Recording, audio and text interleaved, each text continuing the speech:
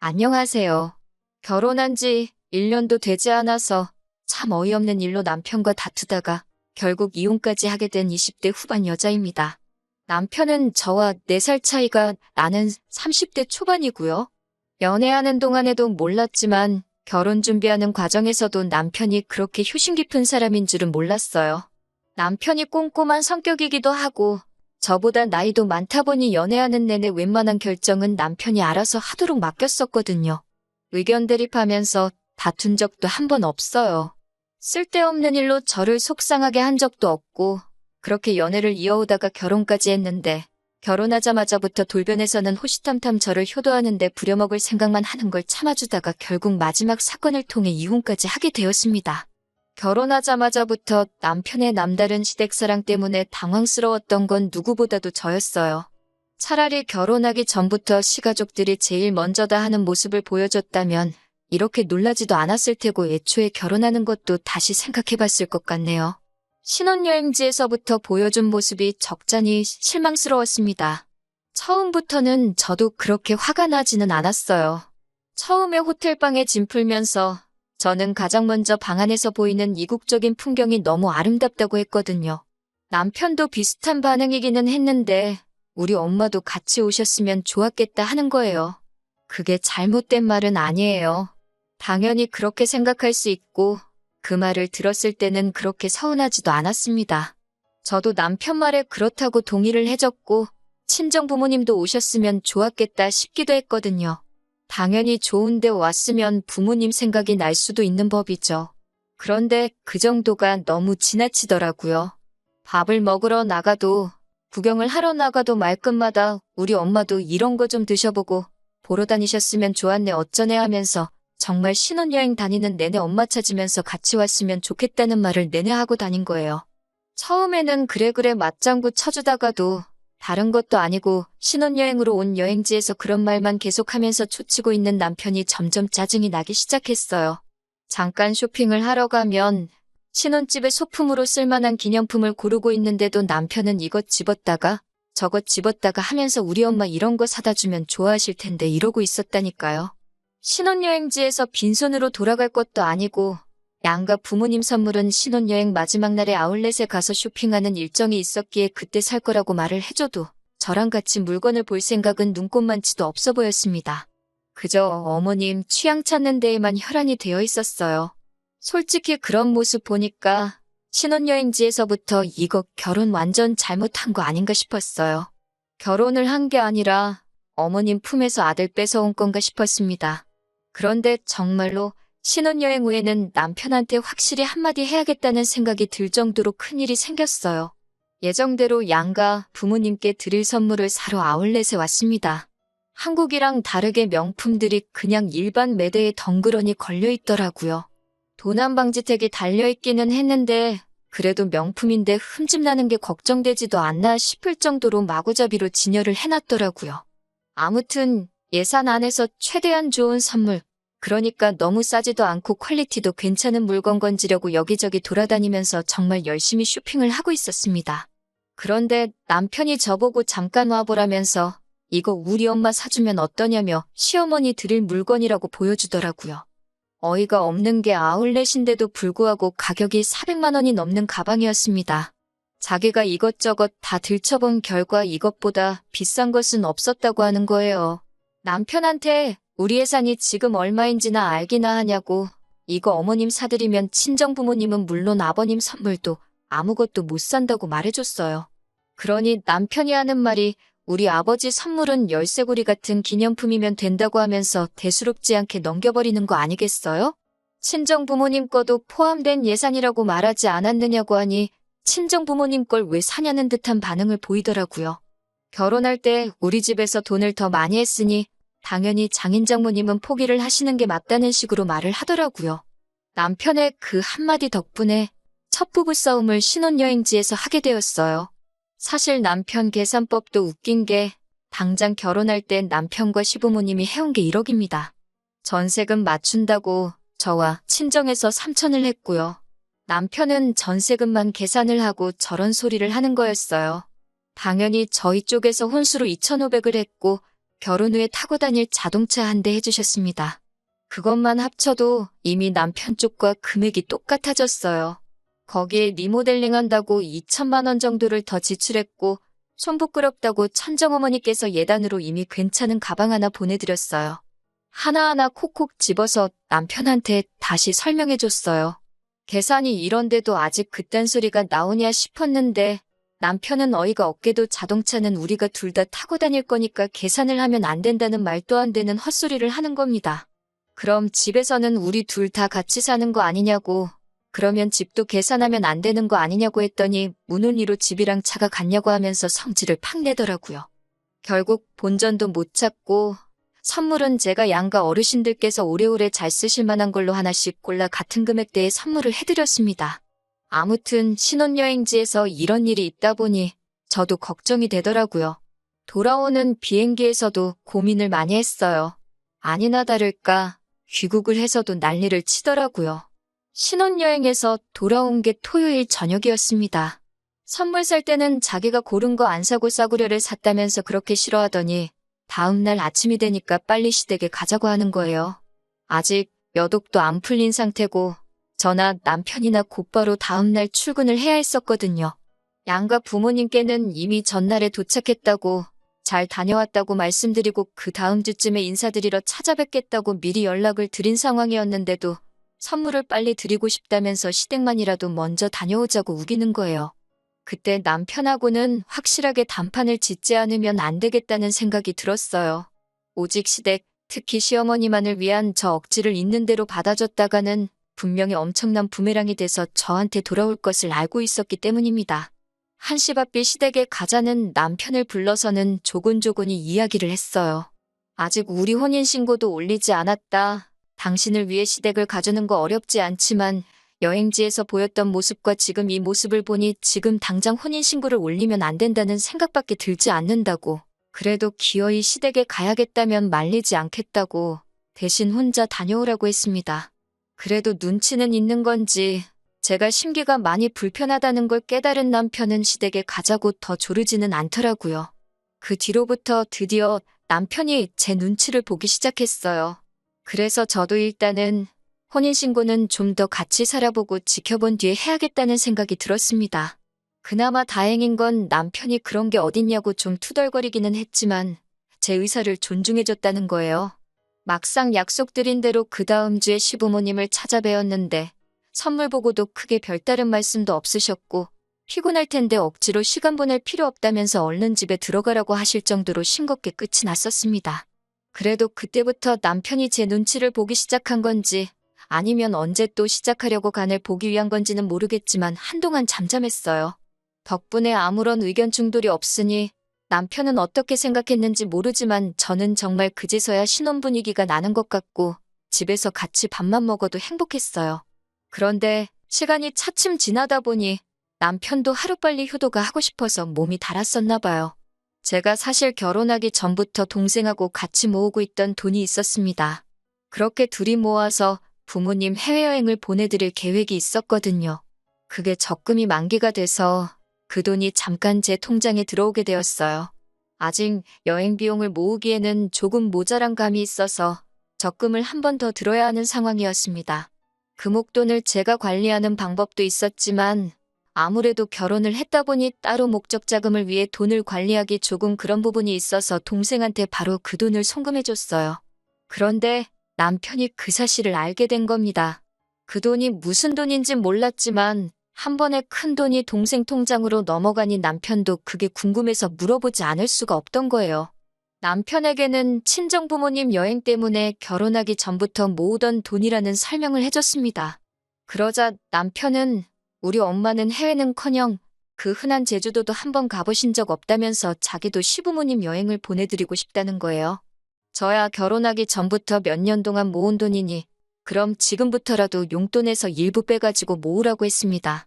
그랬더니 또 그게 불공평하다는 겁니다.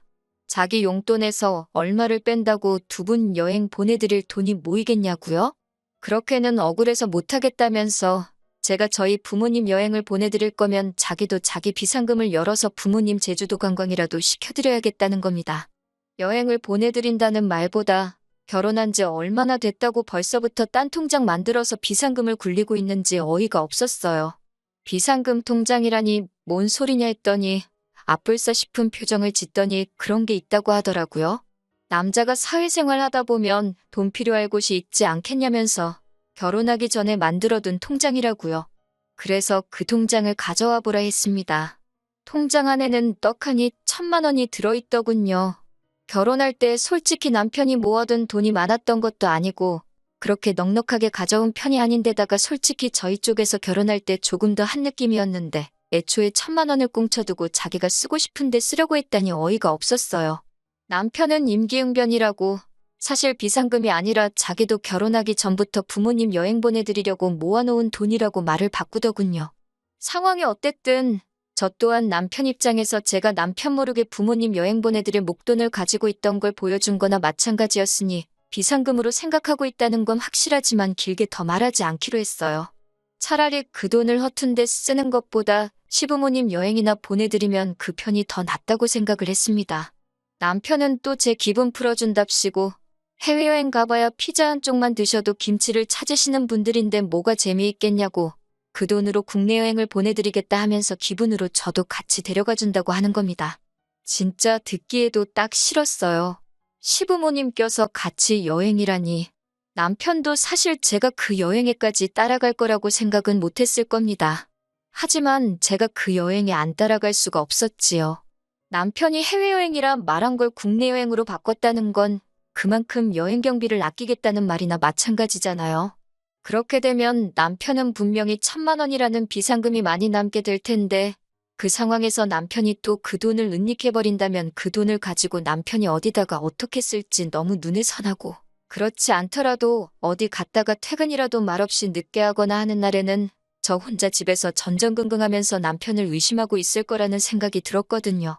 그래서 결국 울며 겨자 먹기로 그 여행을 따라가게 되었습니다. 신혼여행 때문에 얼마 남지도 않은 연차를 써서 주말을 끼고 4박 5일 여행을 다녀오기로 했어요. 그리고 여행지에서 벌어진 일 때문에 저는 결국 남편과 이혼을 결심하게 되었습니다. 남편 말대로 시부모님께서 특히 시어머니께서는 결혼 후에 어디 한번 제대로 놀러 가보신 적이 없던 것 같아요. 비행기도 처음 타보신다고 하고 이렇게 나오는 게 처음이라고 하더라고요. 그래서 많이 신이 나 보이셨습니다. 저렇게 좋아하시니 과정이 어떻게 되었든 차라리 잘 되었다 생각하고 저도 따라온 김에 마음 비우고 재미있게 놀다 올 생각이었어요.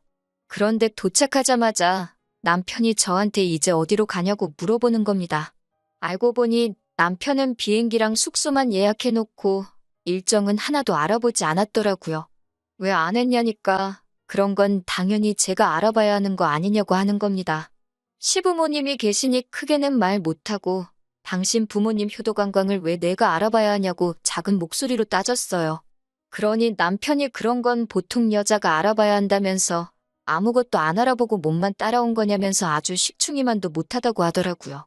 어떻게 몸만 따라올 수 있냐고 하면서 말이죠. 그렇다고 남편이 뾰족한 수가 있어 보이지가 않아서 급한 대로 제가 인터넷에 검색해서 맛집부터 찾아 식사를 먼저 했네요. 그래도 어머님이 기뻐 보이시니 그냥 그런 대로 분위기 맞춰가며 참아보기로 했어요. 어머님도 오랜만에 나오셔서 좋은지 아버님이 아니라 남편을 이리저리 붙들고 다니시면서 여기 좀 봐라, 저기 좀 봐라 하면서 너무 좋아하시더라고요. 그래도 또 며느리라고 제가 어머님 수발 들며 여행지에서 따라다니고 해야 할 줄 알았는데 아들만 저렇게 찾으시니 그 점은 편했습니다. 그런데 점점 그게 너무 지나치다 싶을 정도였어요. 어딜 가다가 사라져서 찾아보면 둘이서 사진 찍느라 신나고 레저 같은 거 하러 갈 때도 둘이서 짝지어서 다니고 누가 보면 아들하고 둘이서 놀러 온 줄 알겠다 싶을 정도로 저나 아버님은 안중에도 없고 둘이서만 신이 난 거예요. 어머님이 처음 여행을 와서 좋아하시는 건 저도 기뻤지만 사실 아들이 부모님 생각에 여행을 보내드리려 돈을 모은 게 아니라 어디 허튼 데 쓰려고 숨겨둔 돈을 알아내 결국 제 덕분에 여행을 오신 거나 마찬가지인데도 어머님은 계속 아들이 최고다, 아들 덕분에 내가 이런 데도 다 와본다 하면서 아들 고마워, 아들 고마워만 연신 외치고 계셨어요. 기분 좋게 계시는 걸 망치고 싶지는 않아서 저도 참고 있었고 사실 저는 여행 다니면서 다음에는 어딜 다녀와야 하나 핸드폰으로 가이드 노릇하느라 그런 거 신경 쓸 겨를도 없었습니다. 첫날 숙소에 와서도 저는 아주 어디 구경해야 되나 알아보고 그러느라 아주 녹초가 되어 있는데 남편은 저한테 고맙다는 말도 없이 어머님하고 야식 먹으러 간다고 나가서는 들어오지도 않더라고요. 결국 첫날에는 잠도 혼자 자야 했습니다. 둘째 날도 똑같이 제가 짜놓은 계획대로 움직이게 되었고 어쨌든 다들 즐거워하는 분위기라 대충 참기로 했는데 점심 식사 마치고 잠깐 숙소로 돌아오니 어머님께서 제게 꺼내신 말이 아주 가관이었네요. 저보고 오늘부터는 어머님하고 제가 서로 방을 바꿔서 자자는 겁니다. 오랜만에 아들하고 자고 싶다고요. 웬만해서는 저처럼 분위기 맞춰주고 힘들어하시던 아버님도 그 말에는 눈이 휘둥그레지셔서는 그게 무슨 말이냐 하더라고요. 어머님은 아무렇지도 않게 방에 침대도 2개인데 오랜만에 아들하고 오붓하게 시간 좀 보내려고 하는데 뭐가 문제냐라는 식으로 나오시더라고요. 그래서 제가 어머님한테 그래도 제가 아버님하고 같은 방에서 자는 건 조금 그렇지 않냐고 했더니 남편이 불편하기는 뭐가 불편하냐고 가족끼리인데 너 지금 무슨 생각을 하고 있냐 하는 겁니다. 그러면서 한다는 말이 저는 친정아버지랑 같은 방 쓰는 것도 불편하냐고 물어보는 거예요. 남편에게 그러면 당신은 나중에 우리 엄마랑 둘이서 같은 방을 쓸 수 있겠냐고 물어보니 자기는 가족끼리니까 아무런 문제가 없다는 겁니다. 자꾸 저보고 이상한 상상하지 말고 어머님이 시키는 대로 하자는 거예요. 저는 끝까지 미쳤냐고 그렇게는 못하겠다고 했습니다. 그러더니 남편이 씩씩대면서 저를 한쪽으로 불러내더니 진짜 여기까지 와서 그래야겠냐고 하면서 자기 엄마 기분 좀 맞춰주라고 하는 겁니다. 여행 계획도 다 짜주고 있지 않냐. 여기서 뭘 더 어떻게 맞춰줘야 하겠냐니 남편이 그러면 얼른 프런트에 내려가서 제 돈 주고 방을 하나 더 잡으라고 하네요. 저 때문에 다 망쳐버리고 싶지 않다면서요. 그때 머릿속에서 뚝 소리가 나면서 제 인내심의 한계가 끊어지는 듯한 느낌이 들었습니다. 그 자리에서 다 뒤집어 엎어버리고 싶었는데 꼭 참고 알겠다고 말하고 내려왔어요. 프런트로 와서 방을 하나 더 잡아주는 대신에 저는 그 길로 렌트카 끌고 공항으로 가서 비행기표 끊고 혼자 집으로 돌아왔습니다. 저보고 지금 어디냐고 아주 전화기에 불이 날 정도로 연락을 하더군요. 전화로 사과라도 하려나 싶어서 미친 듯이 걸려오는 전화를 받으니 다짜고짜 저한테 욕부터 하기 시작하더군요.